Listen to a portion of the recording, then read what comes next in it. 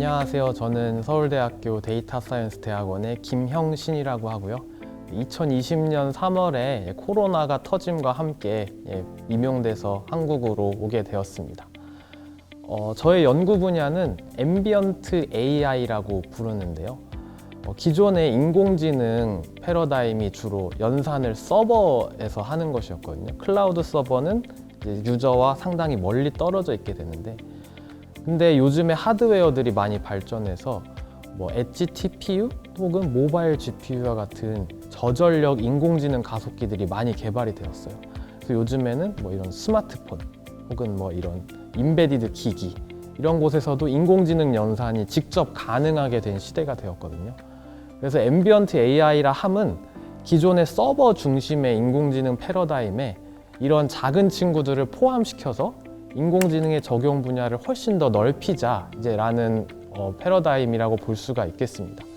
그리고 기술적으로 장점이라고 한다면 사용자의 보안, 정보 보안을 강화할 수가 있고, 그리고 실시간으로 인공지능 추론 연산을 수행할 수가 있고, 또 마지막으로 서버와의 네트워크가 끊겨도 여전히 서비스가 가능하다는 그런 장점을 가진 기술 분야라고 소개해드릴 수 있겠습니다. 네, 저희 데이터 사이언스 대학원이 신생이라서 먼저 좀 소개가 필요할 것 같은데요. 저희 데이터 사이언스 대학원의 교육 목표는 다양한 전공자들을 대학원생으로 받아서 그들에게 데이터 사이언스 핵심 원리, 저희가 AI 모델 또는 알고리즘, 또 빅데이터, 컴퓨팅, 줄여서 이제 ABC라고 부르는데, 이 ABC를 인텐스하게 교육해서 이 대학원생들의 졸업하고 사회에 나간 후에 각 도메인의 데이터 기반 혁신을 일으키자라는 이제 철학을 가지고 있습니다. 그래서 제 수업은 데이터 사이언스를 위한 컴퓨팅인데, 다양한 전공자들이 이 정규 ABC 교육 과정에 진입하기 전에 컴퓨팅의 기초 지식과 프로그래밍 스킬들을 짧은 기간 내에 압축적으로 이제 장비하도록 해야 한다라는 이제 독특한 미션을 가지고 있고요. 컴퓨터 전공 이제 수업에 한 두세 개 정도의 수업을 압축해서 한 학기 내에 전달해야 하고, 이런 것들을 학생들이 많은 과제들을 통해서 이제 체화시켜야 나가야 하는 그런 터프한 수업이라고 볼 수가 있겠습니다. 네, 아무래도 비대면이다 보니까 가장 신경 쓰이는 부분이 학생들과의 이제 유기적인 소통인데요. 그 방면을 좀 해결하기 위해서 제가 세 가지를 좀 신경을 많이 썼습니다. 첫 번째가 카메라, 두 번째가 질의응답, 그리고 세 번째가 이제 그룹 스터디인데요. 첫 번째 카메라를 말씀드리면, 이제 수업 시작할 때마다 여러분 카메라 좀 켜주세요. 카메라 안 켜면 아시다시피 출석 인정이 안 됩니다. 이런 것들을 계속 메시지를 줘서 학생들이 적어도 줌 화면 하나에는 모두 카메라를 켤 수 있도록 49명 학생 이상은 카메라를 켤 수 있도록 유도를 한 측면이 있고요.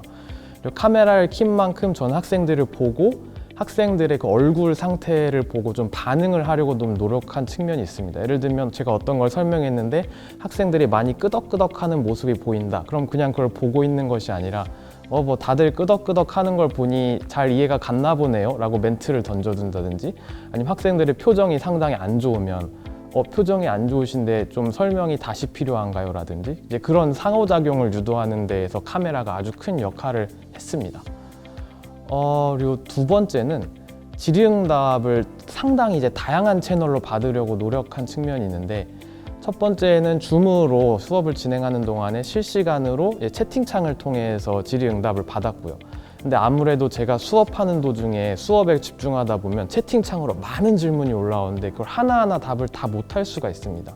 이제 그런 경우에는 조교분들에게 채팅창으로 좀 답을 하도록 요청을 드린 적도 있고, 혹은 학생들이 자기 동료들의 질문에 스스로 답하도록 좀 분위기를 유도한 측면도 있어서 이 채팅창이 뭔가 저와의 소통 창구뿐만 아니라 학생들과 스스로의 이제 소통 창구가 되도록 좀 노력을 했고요. 그리고 이제 아무래도 좀 부끄러워하는 학생들은 이제 대중 앞에서 노출되는 건 좀 꺼려하기 때문에 제가 그 학생들에게 따로 이제 좀 설문을 해서 수업 시작한 후에도 좀 질의응답을 받았으면 좋겠다. 수업이 끝난 후에도. 그래서 수업이 끝난 후에 한 10분에서 15분 정도 줌을 계속 켜놨어요. 그러면 질의응답 하고 싶은 사람들은 남아서 이제 따로 학생들이 한 대여섯 명, 한 많아봐야 7, 8명이 남거든요. 그럼 그 학생들은 따로 좀 질문할 수 있는 기회를 줬고요. 그리고 마지막으로는 수업이 끝난 후에도 질문들이 상당히 많을 수가 있는데 그것들을 이제 별도 소통 창구를 통해서 처음엔 ETL을 사용했었고 요즘엔 슬랙을 사용하는데요. 슬랙을 통해서 이제 상호작용을 이제 많이 한 측면이 있고 하루에만도 막 질문이 상당히 많이 올라오는데 그거를 이제 다 댓글을 통해서 서로 소통을 해서 질의응답을 이제 했었고요. 그다음에 마지막으로 중요했던 부분이 그룹 스터디입니다. 아무래도 학생들 간에도 서로 볼 수 없기 때문에 현장감이 없는 측면이 비대면이 있는데 그걸 해소하기 위해서 학기 시작할 때 한 조당 대여섯 명 조의 인원을 가지고 그룹을 짰어요.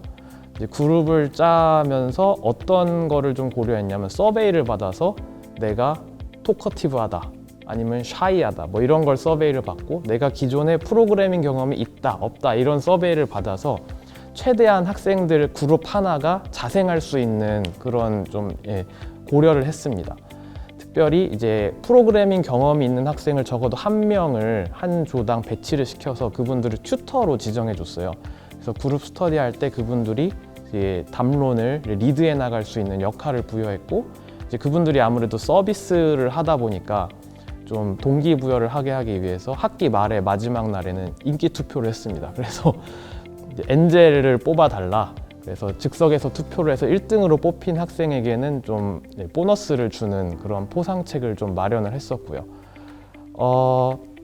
그리고 이제 실제 그룹 스터디를 할 때는 수업 중에 하게 되는데 수업 중에 한 20번 정도 상당히 많은 그룹 스터디를 했었어요.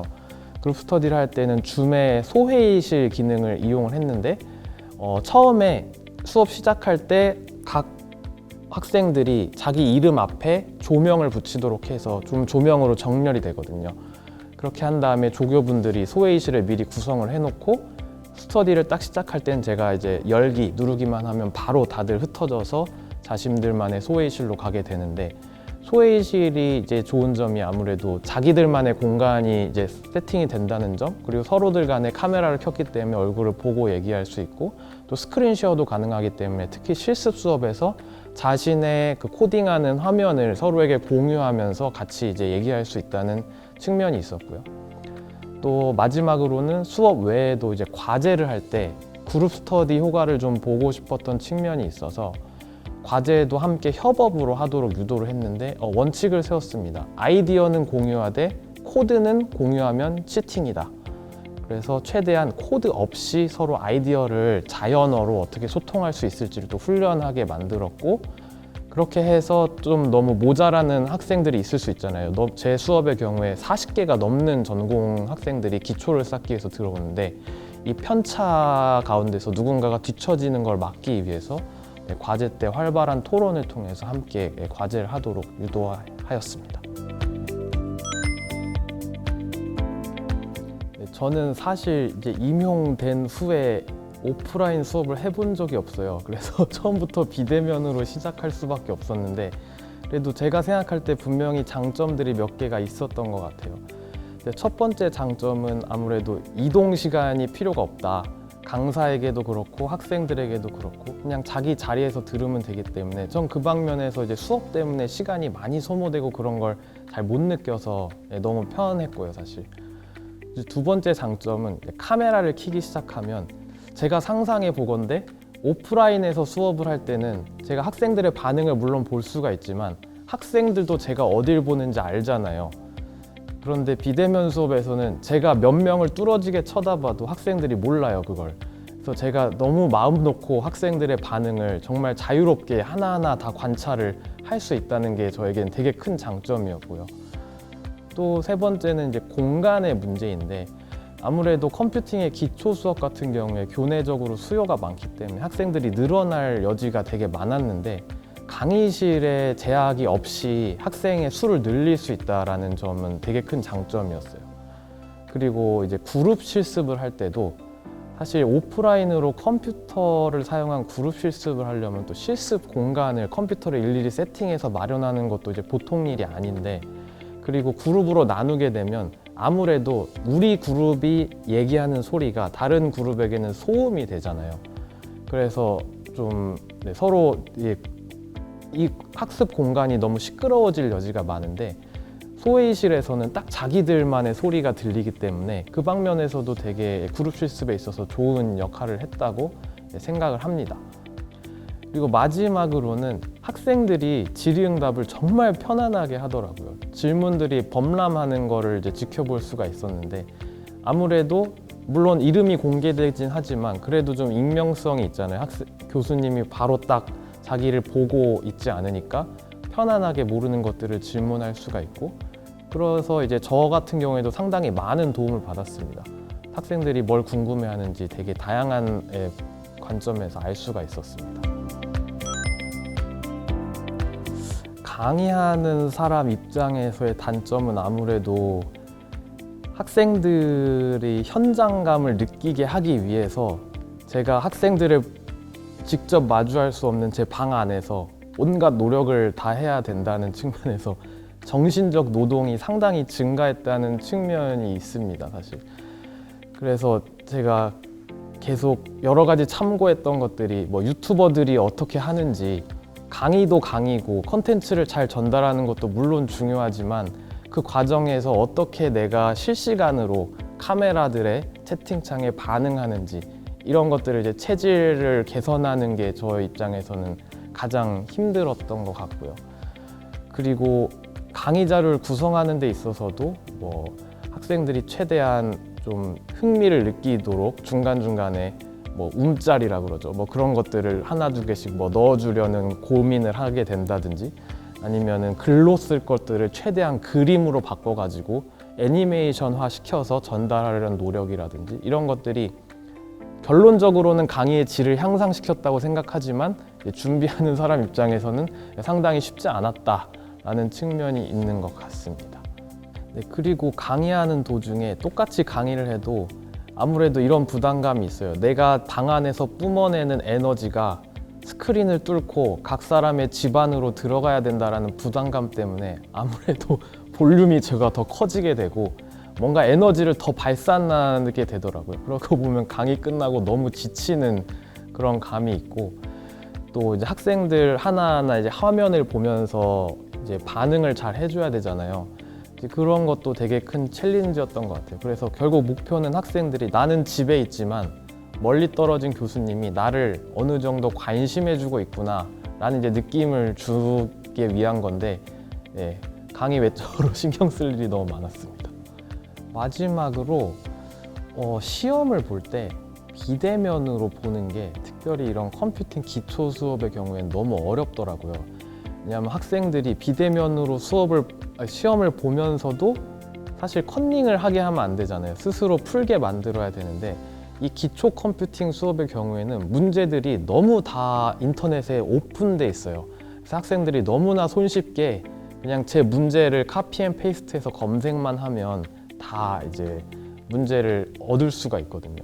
그렇다고 문제를 어렵게 내자니 기초 학생들이 풀 수가 없고, 이제 그러한 딜레마가 있어서 사실은 이제 시험은 중간중간에 오프라인도 하이브리드로 봤습니다. 오프라인으로 많은 학생들이 보고 강의실이 수용할 수 없는 경우에만 이제 비대면으로 본 뒤에, 비대면의 경우에는 스마트폰으로 자기 얼굴과 화면을 비추고 뭐 이런 다양한 방법들을 써서 조교들이 또 소회의실에서 감독하고 이런 것들을 하게 했는데, 그리고 또 마이크를 켜고, 왜냐하면 자기가 어떤 누구랑 얘기하는 게 있을 수 있으니까. 그래서 그러한 방법론들을 쓰긴 썼는데 기본적으로 좀 여전히 애로사항이라고 생각합니다.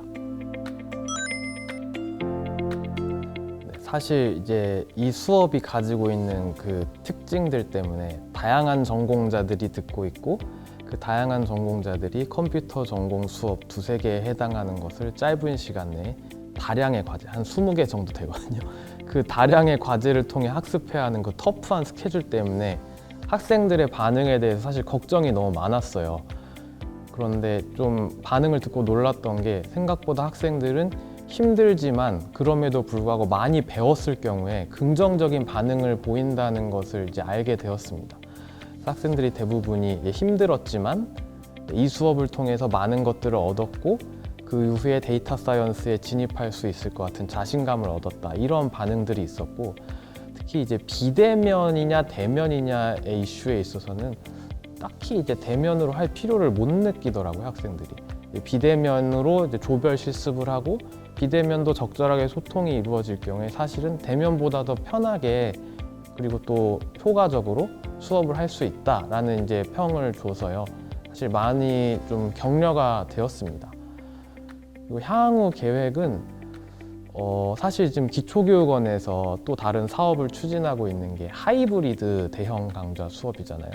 그걸 지금 제가 참여해서 함께 하고 있는데 100% 비대면도 물론 괜찮은 수업 방식이 될 수 있지만 거기에 몇 명의 학생들은 오프라인으로 와서 하이브리드로 운영했을 경우에 이제 과연 더 괜찮은 수업 경험을 제공할 수 있느냐, 이게 좀 재밌는 이슈인 것 같아요. 그래서 저도 지금 참여해서 열심히 고민하고 하고 있는데 이 방면이 좀 제 입장에서는 연구 이슈인 것 같고 이 수업, 이 연구 과제에 참여하는 것을 통해서 앞으로 뭐 하이브리드로 하는 게 좋을지 아니면 100% 비대면으로 가는 게 좋을지 그런 것들을 좀 탐색하는 게 제 계획이고요.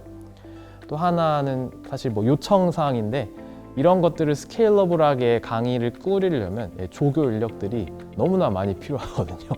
그래서 강사 입장에서는 학생들이 늘어나는 것이 상관없고 강의실 입장에서도 상관없는데 결국 피할 수 없는 것은 과제를 일일이 채점해야 하는 것은 그리고 또 수업 시험을 채점해야 하는 것은 어쩔 수 없는 일이라서 이제 조교 인력이 많이 필요해서 그 방면에 대해서 계속 요청을 드리고 있는 상황입니다.